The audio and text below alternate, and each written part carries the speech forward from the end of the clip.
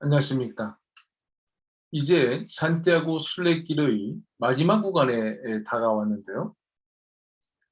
지난 시간에 언급했던 용서의 문, 즉 그 산티아고 데 콤포스텔라까지 가지 않더라도 이 문까지만 도착한 것으로 순례길을 걸은 것으로 면죄부를 준다고 했던 puerta de perdon이 있는 비아 프랑카 델 비에루스를 지나 계속 서쪽을 향하다 보면 오 세브레이로라는 마을에 닿습니다.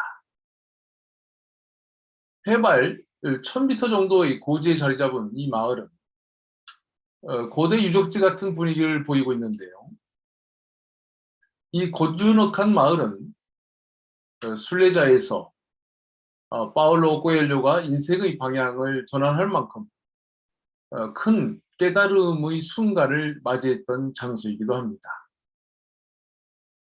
깨달음이라는 것은 예기치 않은 순간에 찾아오기도 하지만 이 마을은 명상하기에 아주 좋은 분위기를 연출해 주는 것으로도 볼 수 있겠죠.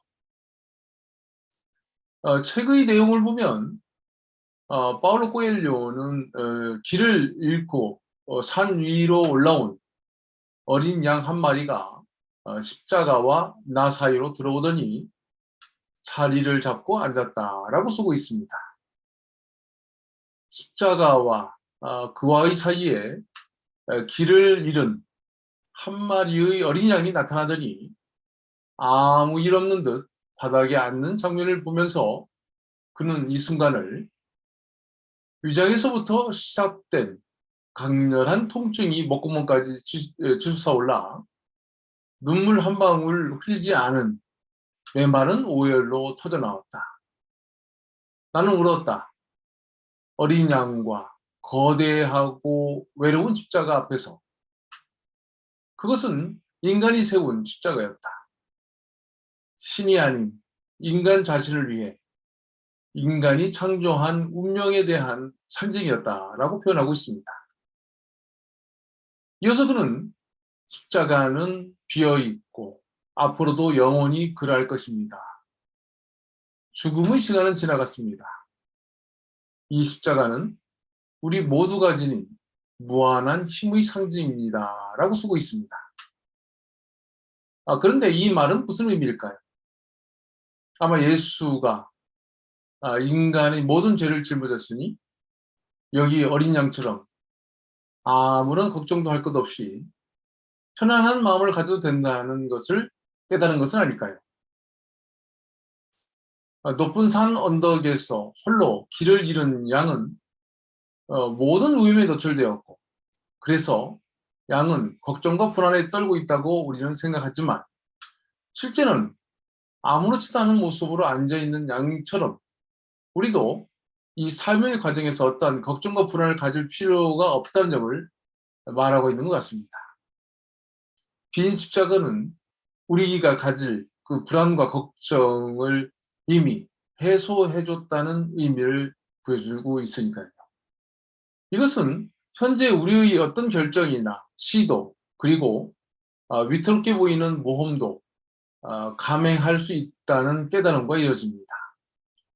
파울로 코엘료는 이 짧은 순간에 얻은 결정으로 자신이 진정으로 바라던 길, 즉 전적으로 글을 쓰겠다고 결정하는 내용이 나옵니다. 이렇게 순례길을 걸으면서 글쓰기로 결정하고 쓴 글들은 이듬해 순례자라는 책으로 출판되었고 그것은 그의 첫 번째 책이 되었죠. 이 책은 한국을 비롯해서 세계의 많은 독자들에게 울림을 주었습니다. 산티아고 순례길이 세계적으로 알려지게 된 것도 이 책의 역할이 있다고 볼 수 있겠죠. 그가 세계적으로 크게 알려지게 된 것은 바로 산티아고 순례길에서의 깨달음과 결정이었던 것이죠. 산티아고 순례길에서 얻은 영감과 깨달음이 파울로 코엘료를 바꿨으며 산티아고 순례길의 역사도 바꿨다고 말할 수 있겠네요. 물론 그뿐만 아니라 그동안 그 길을 걸었던 수많은 사람들은 각자의 깨달음과 결정으로 자기 자신의 삶도 변했을 것이며 순례길과 순례자들이 있는 한 그 변화의 역사는 앞으로 계속되겠죠. 근데 이렇게 파울로 코엘료에게 깨달음의 순간을 제공해준 오 세브레이로라는 마을을 나와서 계속 시골길을 걷다 보면은 몬테 도고소에 다다르게 되는데요.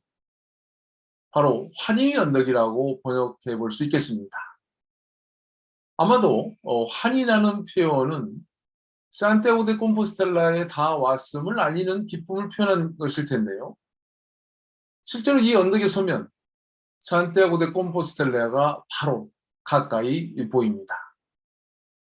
이 언덕에 서는 순간 이제 다 왔구나 하는 안도와 함께 종착지인 산티아고 성당까지 또 다른 차원의 여러 가지 생각들이 떠오를 것으로 보입니다. 종착지에 다 왔다는 기쁨이면서 동시에 내적 숙고의 시간이 이 마지막 코스에 고스란히 생성될 것 같습니다. 산티아고 데 콤포스텔라의 거리를 걸어서 순례자들이 향하고 있는 방향으로 가다가 골목길을 돌아서면 바로 광장으로 들어서게 되는데요. 이 광장의 이름은 플라사 델 오브라도이로입니다. 여기저기서 순례길을 따라온 사람들은 결국 이 광장에 모이게 되는데요. 광장에 도착한 소감은 그야말로 감격이며 이 감정은 단지 기쁨만으로는 표현될 수 없는 묘한 뭔가일 것 같습니다. 우는 사람, 우는 사람, 그리고 그 외에도 수많은 감정들이 이 광장에서 표출됩니다. 광장의 중앙에 서면 순례길을 걷는 내내 머릿속에 자리 잡고 있었던 산티아고 성당이 웅장한 모습으로 정면에 서 있는데요. 광장에 도착한 감격을 가슴에 품은 사람들은 우선적으로 성당에 들어가게 됩니다. 이어 성당의 현관이라고 볼 수 있는 포르티코 델라 글로리아, 즉 성당의 포치 중앙에 있는 기둥에 손을 대서 순례길을 무사히 마쳤음을 알리고 기도하는 순간을 갖기도 합니다. 이어 성당 내부로 들어가 맨 앞에 제단 뒤에 있는 야고보의 무덤을 방문하게 될 것인데요. 순례길의 출발점이 자신의 집이었다면 그 종착지는 바로 이 무덤이라고 말할 수 있겠네요. 앞의 강의에서도 언급한 바와 같이 예루살렘이나 로마 그리고 산티아고 데 콤포스텔라라는 이 순례길의 최종 목적지에는 바로 무덤이 있습니다. 예수의 무덤, 베드로의 무덤, 그리고 야고보의 무덤인 것이죠. 말하자면 많은 날을 그렇게 고생을 하면서 행한 순례라는 것이 자기 삶의 공간에서 결국 죽음의 공간을 찾아온 것이라고 비약 또는 단순화해 볼 수 있겠죠.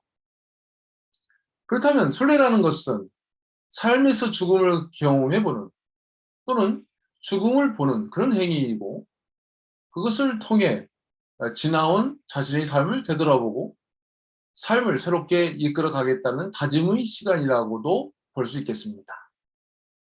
아이러니컬하게도 삶과 죽음의 개념은 극단에 있으면서도 삶은 죽음을 통해서 더 그 힘을 발할 수 있다고 말할 수 있겠죠. 많은 사람들이 이 삶의 과정에서 고뇌하고 좌절하고 실패하면서 생의 시면에 빠지게 되고 그 과정을 통해서 새로운 삶을 살게 된 경우를 보게 되는데요. 파울로 코엘료가 산티아고 순례길을 걸으면서 본격적으로 글 쓰는 작가의 길을 걷게 된 결정을 한 것은 바로 그 예 중의 하나가 되겠죠.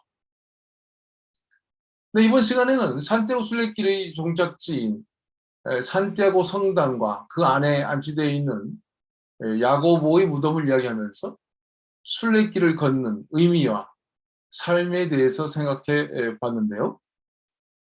돈키호테는 걷는 것에 대해서 el andar tierras y comunicar con diversas gentes hacia los hombres discretos라고 말하고 있는데요.